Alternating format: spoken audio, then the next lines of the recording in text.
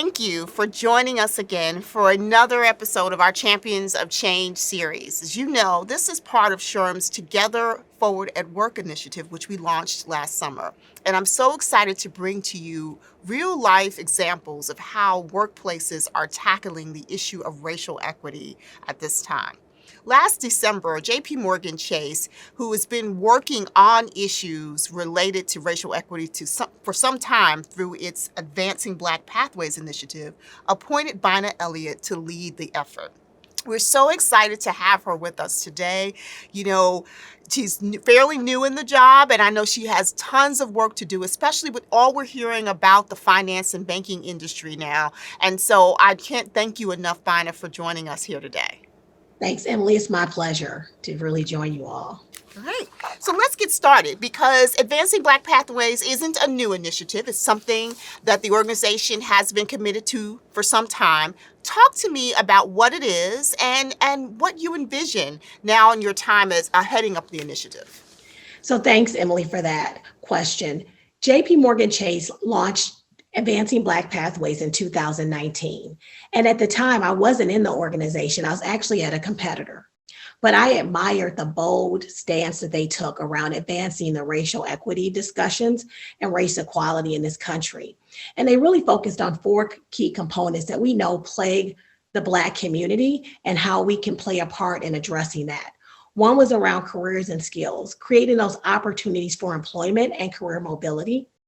The second one was around financial health and wealth creation and making sure that we're able to have the discussions at our kitchen table with our families and our friends around our relationship with money and how we build generational wealth. And then another great wealth creator in our country is around business opportunities. And so we focused on business growth and entrepreneurship and providing businesses those great technical skills that they need to start and launch their business around people, processes, and access to capital. And then lastly, we added another parameter around community development in the last year. And that community development pillar is around the fact that we're just as strong as our next community.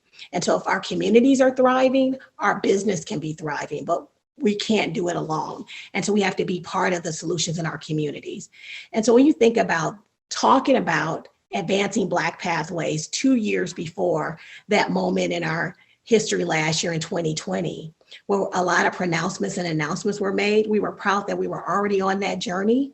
Know that there's a lot more work to be done, and collectively as a financial industry, we have to do it together, but really proud of the work that we're doing and the path that we're taking to address. I'm so glad to hear you say that. You know, we heard so much about those who started doing things last summer, but even here at SHRM, we've been talking about workplace bias for years. That material's always been available. We've been talking about creating career pathways, talking about alternative groups of people working in the workplace, things we call untapped talent, older workers, people with disabilities. We've been saying this. And so it is such a great thing that J.P.Morgan Chase said, look, we're already working on this, and now we've gone out and found a fabulous new leader who is going to help us at this critical time. So you are at this place right now for a reason. So let's talk about it for HR professionals, because two of the goals really resonate with HR professionals: the career pathways you talk about, and then the business needs, because for our strategic HR person, we're also thinking about the whole business as we're thinking about the business's greatest resource, people. So how are your HR professionals within the organization helping with this initiative? So one of the things that we set out as part of we launched a path forward commitment that even took it one step further. So we announced Advancing Black Pathways in 2019. We also understood that there was a lot of work to be done. So in October of 2020, we announced Path Forward, which is a $30 billion commitment. And part of that includes workforce diversity and talking about creating the framework of accountability around creating a more diverse workforce for our team members and for the company. And when we think about diversity and along that journey that we've all been on, a lot of the times we talked about the programs and the initiatives that we wanted to launch and launch them without real clear framing around the outcomes and the metrics. And our accountability framework took it one step further. We always had diversity goals, but we didn't necessarily have accountability that tied to that linked compensation and promotions with the outcomes of your diversity initiatives. And so we did that work as part of our Path Forward commitment. And doing so, we really created accountability at our organization firm-wide. So it's no longer just the HR person's responsibility to help close that gap. It's no longer advancing Black pathways work to close that gap. It is now a firm-wide commitment.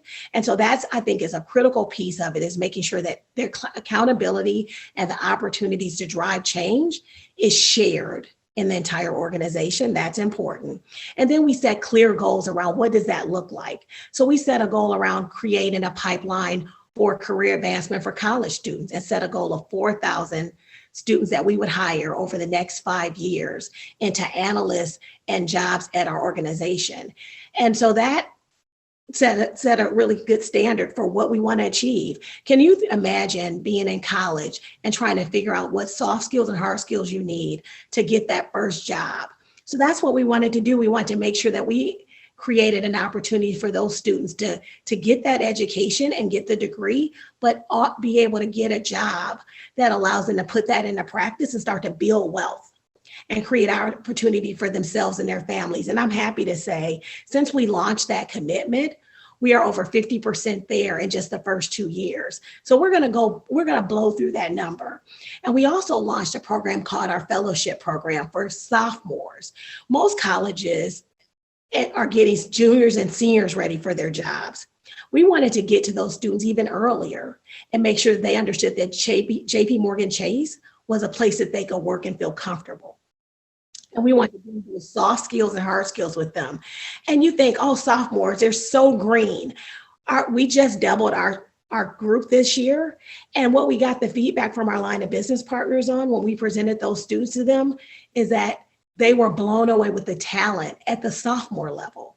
And so 3 of the 5 groups that we partner with in terms of our line of businesses actually exceeded their goal of hiring. They wanted more students than they actually initially planned on. So those are the successes that we're seeing very early on.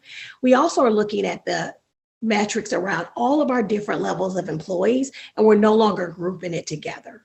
We're no longer grouping all of our gender, ethnicity, diversity together to look at the goals. We've separated the goals for Black, for Asian, for Latino, and for women, and really understanding how we can ensure that we're making progress in each category separately and not looking at it as one holistic number.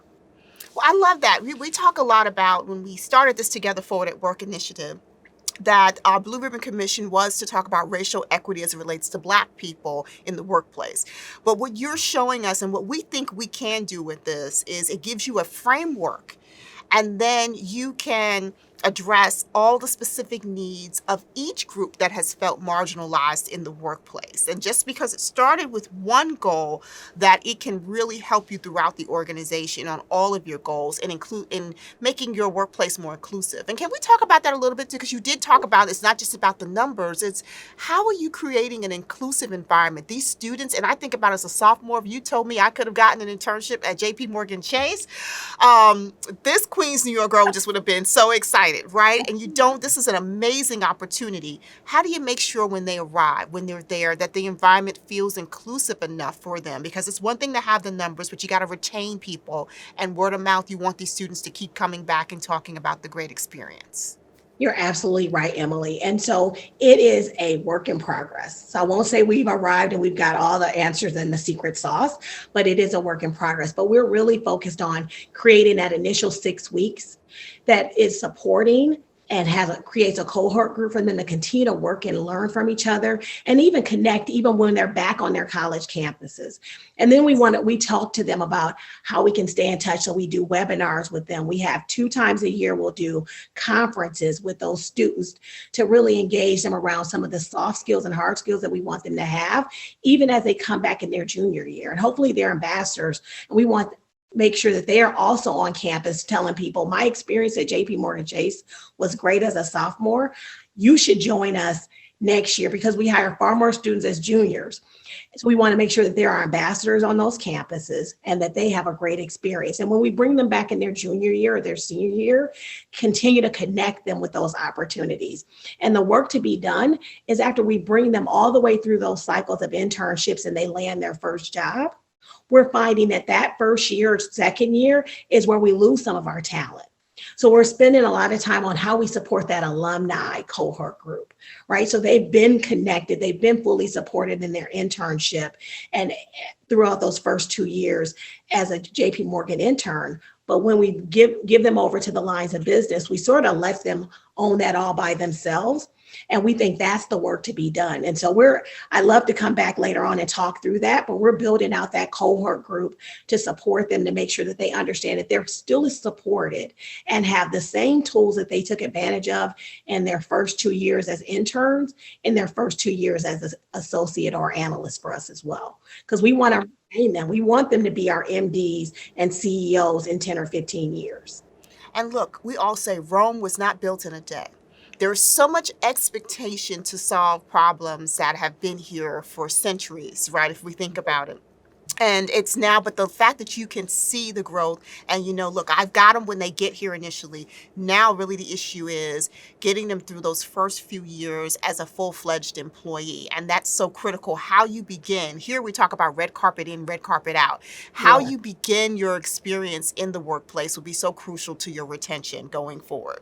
So I really applaud you for that. So let's talk a little bit about executive management. And getting their buy-in, because what you'll hear from many of our HR professionals here is that we've got great ideas, but if the C-suite team, if the executive team doesn't buy in, then it goes nowhere. So can you talk a little bit about J.P. Morgan Chase and the role of the executive team in this work, and how are they leading? What are they doing and contributing to this? They are absolutely leading from the front. When we think about advancing Black pathways, that wasn't a bottoms-up strategy. That was a top-down strategy. Jamie Dimon himself initiated advancing Black pathways, went to Shonda Duckett at the time and talked to her about the needs to address this issue and wanting to be part of it and wanting to be part of the solution and lead from the front as a thought leader in the industry and put the resources behind driving meaningful change. And he talks about bringing the full force of the firm behind this initiative. And so it's starting at the top. And when we talk about the executive framework around accountability, it is our OC managers and OC, we call them OC. So those are those operating committee leaders and one level down. They're the ones that stood up and said, we have joint accountability around this, and we welcome the goals, and we are excited about the challenges of achieving those goals. So it is absolutely led from the top, and that kind of leadership really trickles down and allows other managers and support systems to be built and fully supported to drive meaningful change. And then the one thing that I've been extremely impressed with in my time at J.P. Morgan Chase is the rigor around accountability and metrics and reporting. So this isn't a pronouncement that we just made and hope nobody tracks our activities. We're tracking it ourselves. We put in so many metrics to understand how we're moving the needle and if we're making progress. And if we're not, what do we have to do to change the trajectory of our challenges to get to the right results? And it's a 5-year strategy. It isn't a 1-year strategy or 2-year strategy. And we built an apparatus to really track our activity and progress over the next 5 years. So that's what I wanted to dig into a little bit, because a lot of the people who are on this or watching this, they need tactical, they need the tactics, right? They need to know what it is. And so you said it's 5 years, you've built a mechanism to capture the data so you can report out. Can you talk a little bit about that and how, many of our members are not going to come from a J.P. Morgan Chase. They're at a small or mid-sized business. And so you can still put the force of the business behind you when doing this. But when you talk about tracking it, what are some of the things and inputs that allow you to track the success of this initiative? Well, part of it is the data itself, because you want to drive change through data and information. So hopefully everybody has some way that they're capturing the information and understanding what their culture is at the organization, whether it's a employee survey or whether it's just starting with your simple EEOC data. that might show you, if you break it all down, where there's opportunity. So if you can sort of define your opportunity, because everything isn't an opportunity at every organization, and then have meaningful discussions with the lines of business and your business partners around how do you change the outcomes and the trend lines you're seeing. And every solution doesn't fit every department. So every department doesn't have a big, bodacious goal because maybe they don't have the team or size of that team. Maybe they don't have diversity. Maybe they don't even have a lot of change or transformation or turnover in their department where they can say, I'll agree to 10%, workforce diversity improvement, because they might only have 2 or 3 positions that open it every year. And so we started with, where are you at today and what does progress look like, right? So the goal is to have progress. And if we aggregate that progress, here's what the firm will achieve. But if everybody has progress, we will all have movement and create a more inclusive workplace and create a more diverse workforce. And that's what I think is really important, is to understand what the opportunities are, really figuring out meaningful opportunities to change, getting commitment and buy-in, and then bringing that back to the leaders to say, we're making progress, but here's some things we're not making progress on. And being okay with everything will not work out the very first time or the second time, or maybe even the third time. But what is important is that you're continuing to look at the problem and not just admire it, but look at it and start to make meaningful changes and say, this didn't work. So what else are we going to do? Saying it didn't work and then throwing your hands up is like the definition of insanity, right? Trying to think something over and over again and expecting a different result. That's not what we want to achieve. We want to achieve progress. So let's look at what didn't happen, and let's look at what we could do, and let's try something different. And that openness to trying and being innovative and creative and intentional in your efforts, I think will net a lot of progress. Wow. So I can't have someone as accomplished as you talking to me today without delving into some of the things that have made you so successful and getting some advice for other women, other executives of color. And when I think about your story, growing up in Detroit, and being where you are today, having worked for other large entities before going to J.P.Morgan Chase, when we talk about pipelines, you were part of someone's pipeline somewhere, probably multiple pipelines. What worked for you? What are some of the things that that are causing conundrums right now for some of our HR professionals in terms of creating pipelines that are diverse within their organizations, large or small? What are some of the things that you've seen that have worked for you, and some advice you can give our HR professionals about pipelines? So I think mentorship and sponsorship are critical, and we know they're different. And I won't bore you all professionals on this on this WebEx with what does that look like, because you know what the difference is between the two. But I'll share my story with just one of the moments that I have had that's been tremendous to my growth and development. Is I had a competitor female leader come up to me one day when I was early in my career and said, I see something in you, and I'm looking forward to supporting and encouraging your development and growth. So 2 things happened to me that day. One, somebody said that they saw something in me that I didn't even know was in me and existed. And also she came out of herself and didn't worry about only her being in the room, but trying to make sure that she ensured that I had an opportunity. And for the next 20 years, I rode with her. I was her partner in crime. She gave me honest feedback. She was truthful. She was supportive, and she was encouraging. And so I got a chance to celebrate her 70th birthday about 3 weeks ago.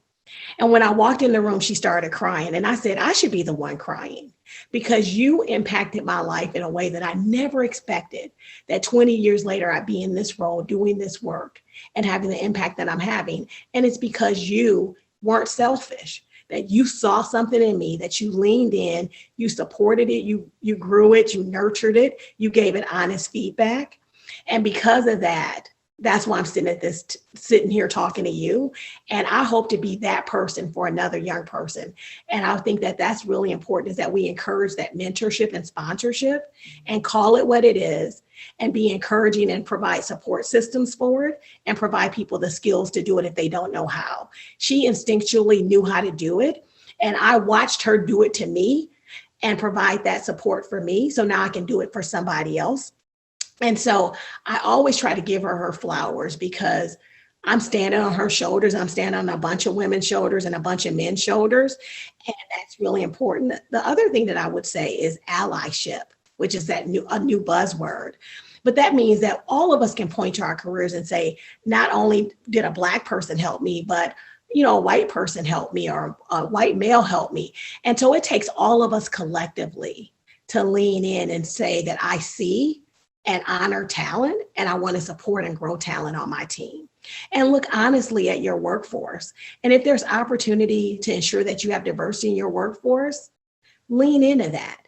And when there's an opportunity to lend your voice around representation, use your department as an example. One, walk the talk, and then bring others along with you, because that allyship and modeling the way makes a big difference. People are not always equipped. And that's what I think all of our HR professionals will tell you.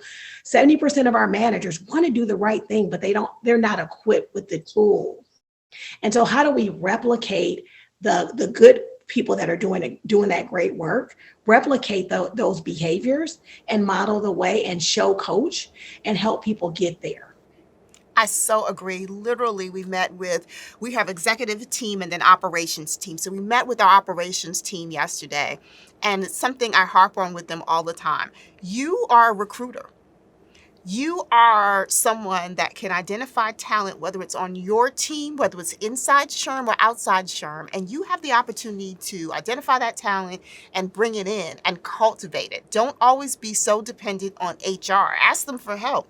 But all of us are accountable in this. In order to create a culture in our workplaces that's inclusive, you need people to just grab people and say, look, I think I can help you. You're someone I know has some talent. So hearing your story gave me chills. I love that she did that for you. I love that she's still here to see your success, which is even the better gift in all of this. So that's amazing. I didn't expect to get that pipeline story. So I'm thrilled about that. So look, talk to me about how others can get involved in your work. And let's do internally and externally, because, when we do work here with some of our strategic partners, we hear from staff that say, well, how can I be part of that? And there's not always an opportunity. But when you're doing something like this that's received the national attention during this time, how can employees within your organization get engaged? Yeah, so I think our business resource groups are a great way to enable people to get involved. And so we're leveraging our business resource groups at J.P.Morgan Chase. We call it BOLD. And so that's a business resource group across our footprint globally that we really connect with and give them opportunities to get involved. We also created an ABP ambassadors program, so that all of our employees, whether you're an ally, whether you just care, you're passionate about helping people progress and have career mobility, or you care about careers and education, or you have a passion for financial money management and you're a great educator around sharing your stories around educating people around money management and being willing to help and use that talent. We want to figure out where your talent can best make a difference in our work and let you do that. And so we let our employees sign up to be an ambassador. And that doesn't mean a time commitment of 10 or 20 hours. It might be 1 hour a year. It might be 20 hours. You can select how much time you can give, and you can select how your talents can be used in our organization. And that's been tremendous. And we have a huge ambassador program where people have signed up to get involved and to really engage where they think they can have the most meaning. And that's important. The other thing, that from an external perspective, we want to ensure that we are leading the way, that we know that this work around racial equity isn't going to be solved by just J.P.Morgan Chase alone, that it will take all of our financial institution partners, as well as other firms who have different skills and focus to drive change in communities. So we're trying to be inclusive even in our solutions that we make. An example is around diverse business partners. As part of our Path Forward commitment, we committed to buying from our diverse business partners $750 million from Black and Latinx businesses. We know that along with all of the other pronouncements and announcements made by other companies, is almost $1 trillion in commitments to buy from Black and Latinx or from multicultural organizations. But the opportunity is much bigger than the talent we have and the businesses we can buy from today. So we actually have to cultivate the opportunity with those businesses to get them to the scale that we can buy. And so we've done a couple of things. We launched Project Black about 30 days ago with Melody Hobson and Ariel Investment. And that's built to drive scale around businesses that can really respond to the needs of corporate America. And they will acquire businesses today that are not Black owned and transfer them to being Black owned and Black led, and create jobs and opportunities for employee bases. We want to make sure that $1 trillion of opportunity doesn't go untapped. So that's one of the ways that we're doing so. And then we're also with our True Sites, which is a financial joint venture around getting businesses ready to do business with Fortune 500s or solutions. It's a big deal because there's a huge amount of risk management required. So we are working with other businesses to identify those companies that should be certified and support their certification so that they have an opportunity not only to bid on our business, but to bid on other Fortune 500 companies' business. So those are some things that we're doing collectively, not just as J.P.Morgan Chase, but around bringing other industry partners together to really drive better outcomes around diversity and supplier diversity. And I think that resonates so well for me. Many of our members that come from small and mid-sized businesses are actually not HR professionals. They're the CEO or the CFO of this organization. And so hearing that there's a potential opportunity for them to grow their business by even partnering with a J.P.Morgan Chase is something I didn't expect to hear today, but I hope that they'll take away, in addition to the learnings about including and making sure that their workplaces are inclusive and creating pipelines. So as we're winding down, I always try to do one direct question for my HR professionals out there. And you use the word I love. Here at SHRM, one of our guiding principles is that we do our work with a bold purpose. And so it's very clear that you are doing your work with a bold purpose. And you all have even named the program there Bold. But if you had to give some advice or takeaway to the HR professional who wants to be bold, that wants to get the attention of the executive team and say, look, I think I have a solution to what ails us as it relates to racial equity in this workplace, what would that advice be? One, I say seize the moment first and foremost. This environment that we're operating in today, I could tell you I never dreamed we'd be operating in. And that moment we had last year, we want to make not a moment, but a movement. So seize your opportunity. Know that the ears are listening and that there's much more receptivity to ideas and innovation. Things that didn't work the last time, don't play those old tapes in your head. Be innovative, lean in, look at the solution and talk to your leaders around identifying how you can drive better outcomes. I think everybody's at a moment in this country just because of where we're at, whether it was COVID, all the different pandemics we faced last year, was a racial pandemic, a health pandemic. We are at a different time in our country and in our companies. And so remember that, and remember that this is the time to lean in, to really drive better outcomes and think about it differently, right? Just think about the what ifs. Have that what if possibility mindset this time.